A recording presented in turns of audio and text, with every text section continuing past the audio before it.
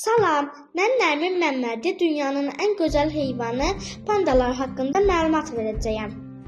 Böyük panda dünyanın ən nadir heyvanlarından sayılır. Vəhşi təbiətdə yalnız Çinin ərazisində yaşayır.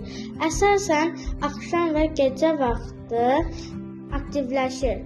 Özlüyündə çox təmizkar və susqun heyvandır. Dik yamaçlarda üzüaşağı yuvarlanmağı çox xoşlayır. Bu onlarda vəhşi heyvanlardan qurtulmaq üçün istifadə edilə hobbiyə çevrilir. Yeri gəlmişkən əsasən düşmənləri bəbirlərdir. Panda bambuk, yarpaq, həşəratlarla qidalanır. Ayılardan fərqli olaraq qış yuxusuna getməyirlər.